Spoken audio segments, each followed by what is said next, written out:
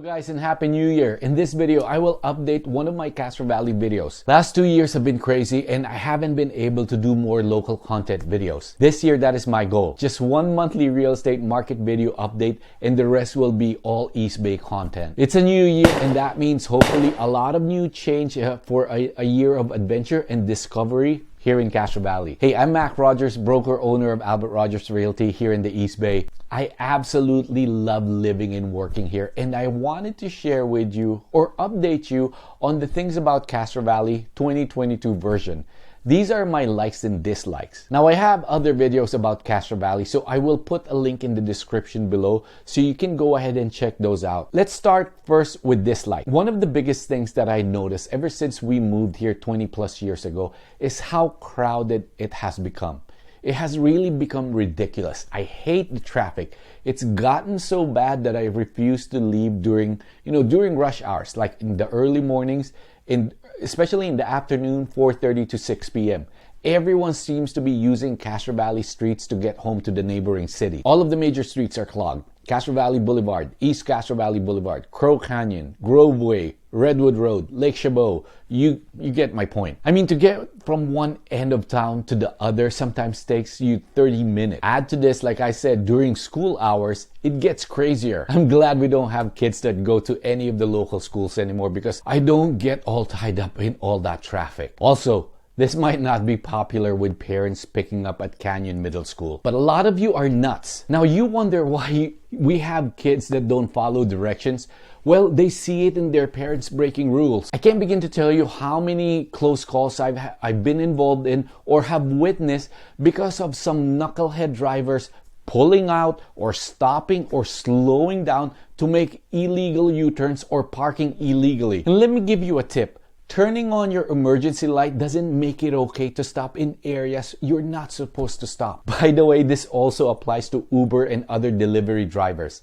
This is why things are going downhill. Simple rules are not being followed, and when you call them out on it, you're the bad guy. Jeez. Speaking of schools, 2 of the middle schools that we have gone down in ratings since the last time I checked, or I think since the last time my kids were there. And I remember years back when Canyon and Creekside were rated 9s. Now both of them are 7. I know these are still high, but when you compare it to Dublin or Pleasanton or San Ramon, these numbers are not as good. And to me, even though we don't have kids in the local schools anymore, that's important. Buyers look for great schools. Even buyers that don't have or don't plan on having kids ask me about schools. Next thing is crime. Okay, a quick disclaimer here. I'll be concentrating on things that I've read on Nextdoor or Facebook groups and other local sources. If you want the stats, I'll put a link in the description below if you want actual crime data. But according to crimegrade.org, zip code 94552 is rated C+, and zip code 94546 is rated B-.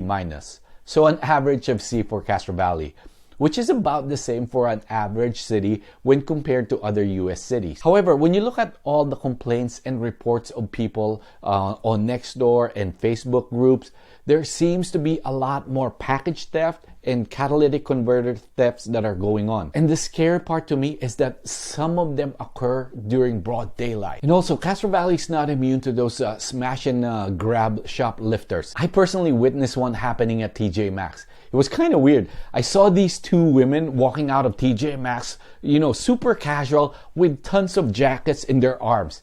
I thought, wow, they bought a bunch of stuff. Well, the next thing I know, I heard this lady yelling, "Stop, stop." She couldn't do anything about it as soon as they were out of the store. She couldn't follow them or drag them by their hair, whatever. I only realized that these 2 women were shoplifting when I heard the girl in TJ Maxx asking someone if they can take a picture of their license plate. Now, I know what some of you are going to say. These are happening everywhere. Well, you know what? Just because it's happening everywhere doesn't mean you and I should be okay with it or just brush it aside. This is why things are going down the toilet. We become complacent. We do not act when things are just a small issue.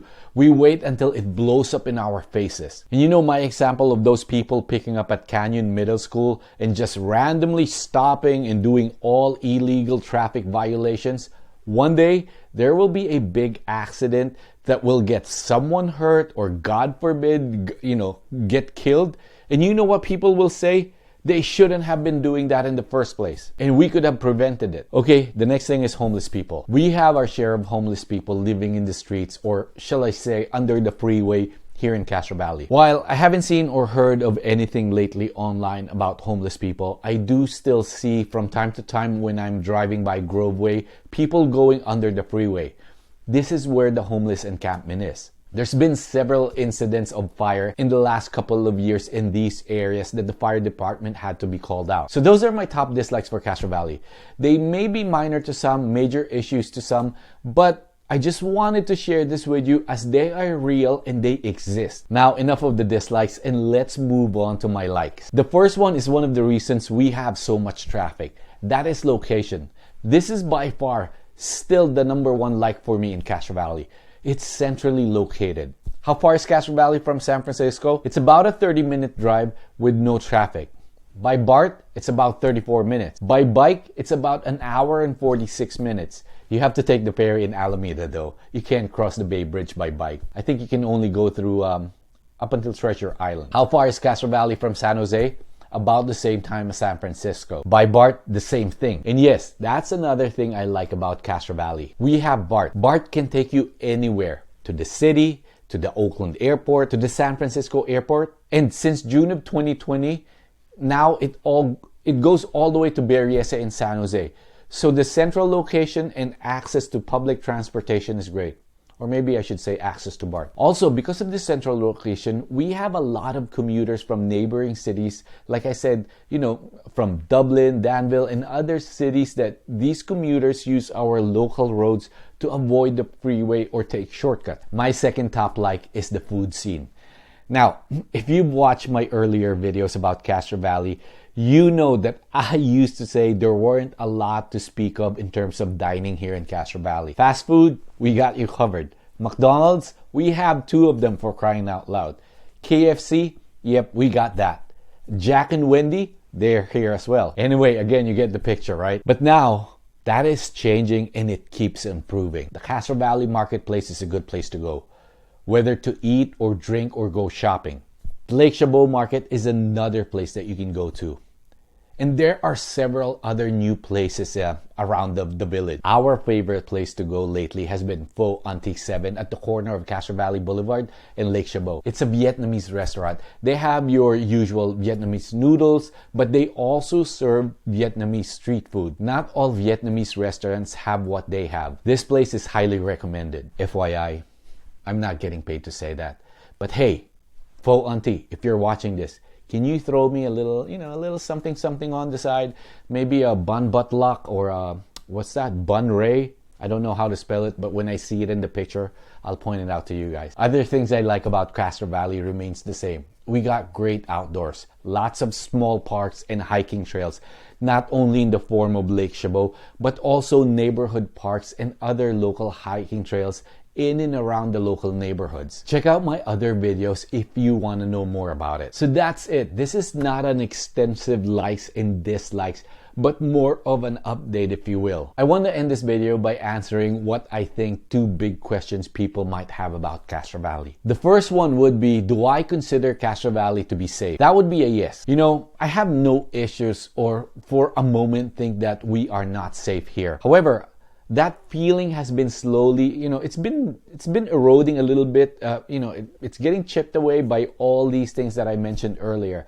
The catalytic converter thefts, the package thefts, shoplifting. And also, I forgot to mention in the 580 marketplace, there's been several instances of thefts there as well.